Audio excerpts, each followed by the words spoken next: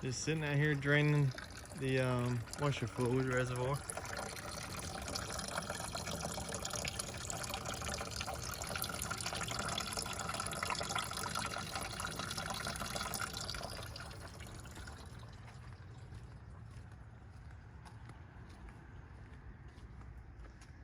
This is what I'm replacing it with.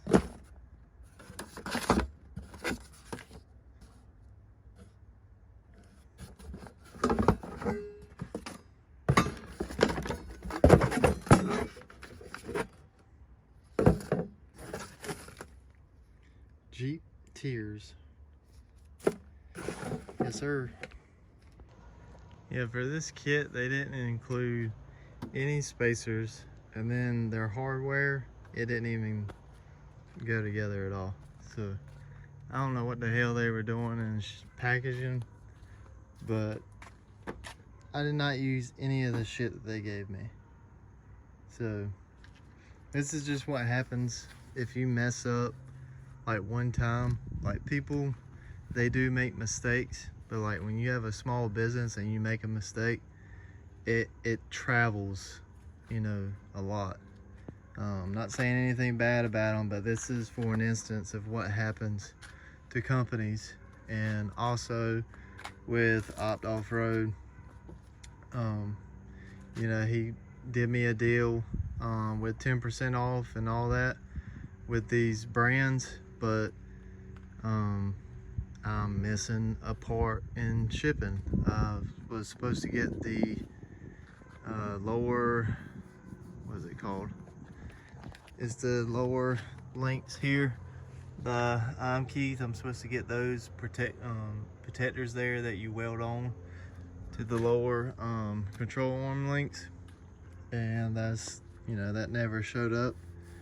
So I sent an email. Hopefully they can send me, you know, my parts that I paid for. So, and I run in this a lot with Amazon too, but yeah, I didn't use any of the hardware. Like, I don't even know, like, these look like 3/8. They didn't even fit in the pre-drilled holes of the aluminum. In all honesty, you're literally just taking a container with drilled out holes and putting your pumps in there. Like, I thought it would be like a pretty cool and, like, you know, spiffy kit. Like, this barely fits inside this box. Like, I'm pure T rubbing this 20-year-old air intake box. So for do-it-yourselfers, literally do it yourself. Don't spend, you know, right around $100. I wouldn't have spent the money if I didn't have a discount. So it's, I mean, you know, you got your angle bends right here, but you can literally just take a container, drill out your holes, put your rubber grommets. Like, you have to reuse all your stuff. You're not, the only thing you're paying for basically is this aluminum and then this plastic container, because the hardware, I didn't use it. The pumps, you use your pump, you use your lines, you use your rubber bushings. So in all honesty, just, you know, I wouldn't spend the money to get this. Just go ahead and get a bottle. I mean, this container is really, really small. It's like a quarter of what your original container is going to use. Which, where is that at? Like, this is all the fluid that I drained out. I guarantee you I only put like a quarter in there. So, but it definitely served the purpose of getting this big box away from your tire. So yeah, you got to take your rubber bushings out of there, get your pumps out of there. They give you an instruction thing where you go to this QR code. So if you're not smartphone savvy, you're not going to be able to know how to do this, but it's basically common sense. Just take your pumps out, put it in the new container, and just configure how to mount it up. You know, being a Toyota dude, I've got plenty of 10mm bolts. I've got, you know, hardware for this whole truck. So, yeah. But this is basically it here. You do have to take this whole box out because you're not going to fit that damn thing in there with that box. So, and I did use 2 screws of theirs. I had to supply my own nuts and washers, but yeah, I don't honestly, I think they put different hardware in my kit because it did not go with this kit at all. So, not a complainer, just I'm showing you what you get, and this is what I got. So,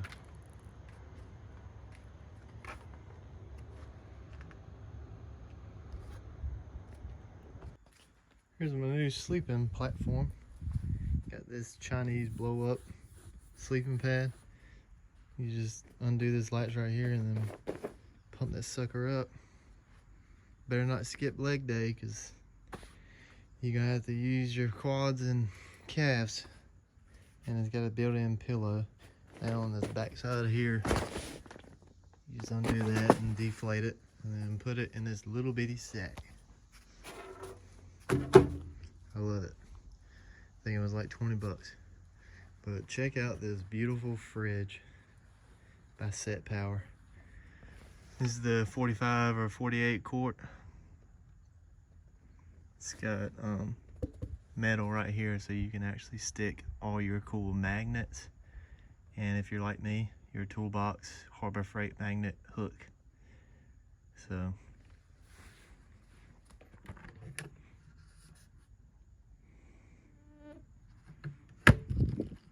nice.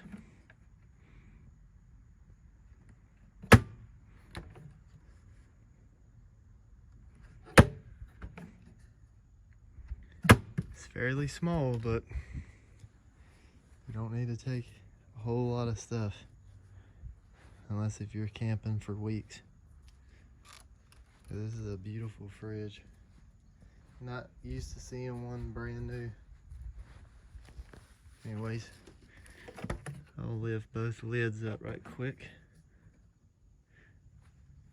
and you can see how much is in there. Then I'll show you this Innor fridge. This is the fridge that I've been using. Here's some Milwaukee tools that I've got on Facebook Marketplace. But here's this one. And basically what this one does is, this is one zone, so you can't dual temperature it. And this does nothing.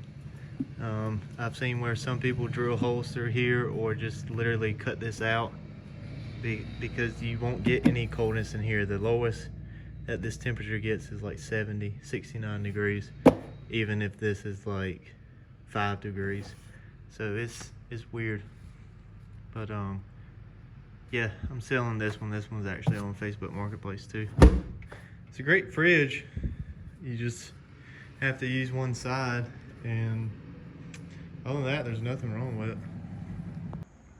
All right, I'm gonna give a little insight on what I'm doing here. I did configure this drawer here. I had to trim all of this out because it's a 3/4 inch. So I trimmed off the sides with my isolating tool. That took forever, but I got it done. Everything fits perfect. It's real snug. And on the back side of this Set Power, I did have to notch this out so it would fit there. But right now, I've got the refrigerator to this cigarette lighter in the back with the 4Runner, and the battery or the 4Runner is off currently. But what I used to do was, in this fuse box, this right relay was the power outlet for both cigarette lighters in the 3rd gens. So, and that basically looks like this. I have a fuse box somewhere. Give me a second. And the fuse block looks like this right here. And hold on, I'll just go over here to it. If you're looking at it, it sits just like this with your two brass pins here, or copper, and then these two steel ones in the end. But it fits just like that. And what I did was I put a female connector in this middle slot of the fuse block, then ran that wire to an accessory power switch on my aux beam 8 switch panel. And the aux beam switch is connected right here, and the aux where the light is on right here, that means that it's got power. So that aux is what I connected the cigarette lighters to. So I could have put the fridge icon there since I'm running the fridge off of it, but I figured it would just be aux and it would be used for anything. So I can engage, or I can put power on the cigarette lighters with the car on or off. And I had set the set power to 41 degrees, I think. So this one is cooling, which is the bigger drawer here, and that is the smaller one. I love the way they show you what temperature for different food types. That's awesome. But if you want to run power constantly, instead of having the accessory mode on and then you have the cigarette lighters to work, you take a little piggyback wire like this. I have two male connectors and I cut them together, and you're basically going to mimic the copper male connectors right here. So when it's sitting in the fuse block like this, you're going to put this piggyback just like that inside. And there's a ton of videos about that, but I didn't want constant power all the time. I wanted to be able to turn that power off and turn it on selectively. And my main goal was to run power in the back for fridge and accessories, and then be able to turn that off when I wanted to. And I have been in contact with Opt Off Road with Jason, and he told me that he was going to do an insurance claim so he could basically cover his end of the parts that I didn't get. So it could have gone either way, but hopefully, he's not upset, because he, said that he had packaged it, but I just can't find it. I've looked and looked everywhere, and I just can't seem to find the lower control arm protection. So I already got a confirmation of an order being shipped out, and it's got the parts in it. And this time I'm going to take photos and a video of it, and then I'll probably email confirming that I did get the part this time. So, but here is, I think these are cut at 9 feet, 2x2, 11 gauge steel. I still got that. The plan was to make a camping trailer, like a little 4x6 or whatever, and then put a rooftop tent on it.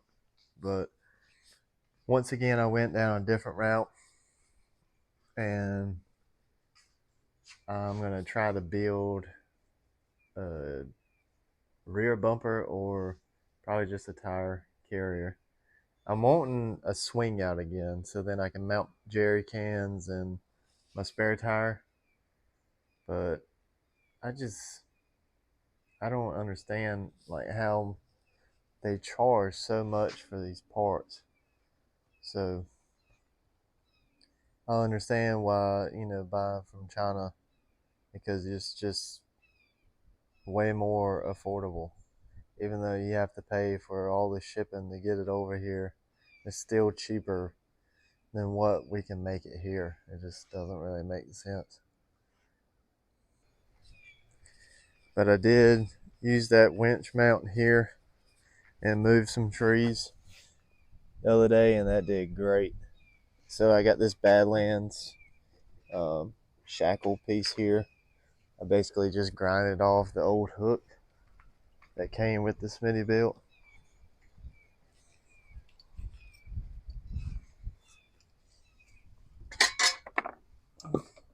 This is a whole bunch of trash that I've got to get away from here. I basically just grinded that off, got rid of that hook. So, and I use the marine battery that I use for my trolling motor, and that's how I would power the winch. So I didn't really use my starter battery. I use this 12-volt battery here.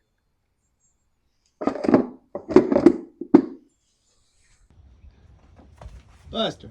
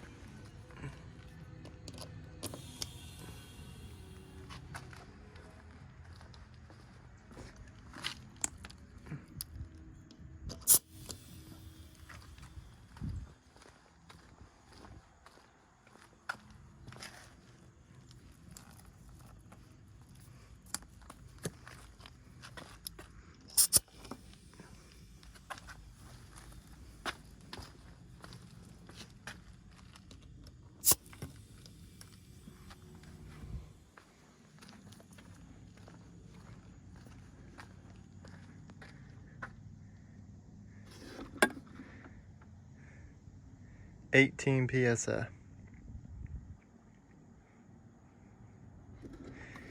Now, I've got the Milwaukee M18 battery air inflator. AORB chuck right here.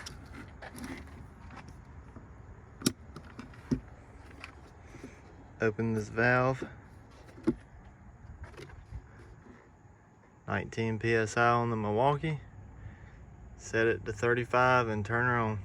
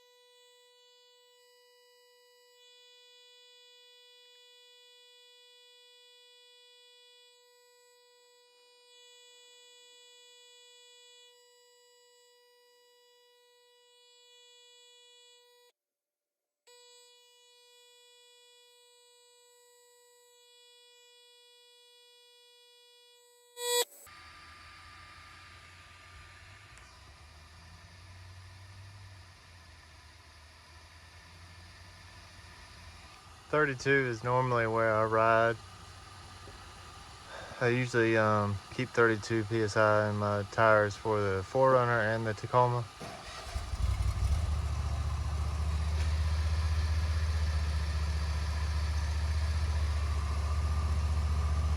The hose is hot. Compressor is a little warm.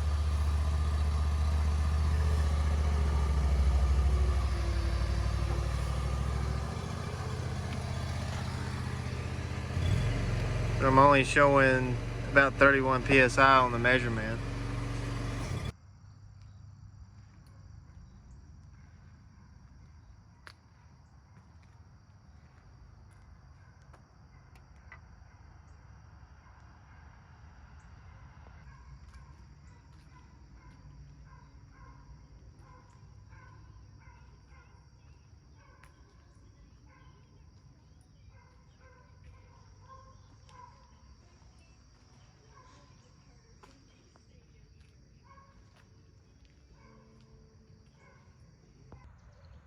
I did make this that I thought was pretty cool.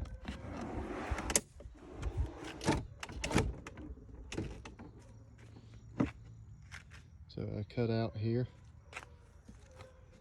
Then I have this dropout sink. And then I ran silicone on the sides just to protect from any spills or whatever. I'm gonna try my best not to spill anything, but you just sit it in here, drop it down.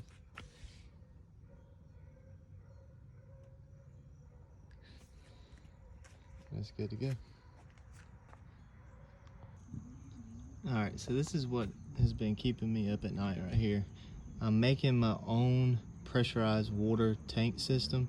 So this is a military water jug, and I drilled out holes for quick disconnects here for water hose. And then I've got my electrical to the 12-volt pump. And then this is just a breather valve. And I've got to get a different nozzle because this one doesn't really have a good stream to it. And I put this wire loom up here to kind of make it look nice and professional. And then of course I had to hook it to a 12-volt Milwaukee battery. So plug that in. Now we're running the pump that's inside the tank. And put it on jet.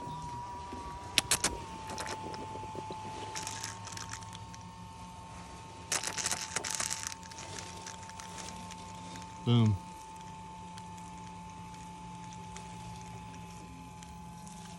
It's not super fast, but I might make this hose longer because this is 15 foot. And I might look for a different nozzle. That way then I can get more pressure out of the system.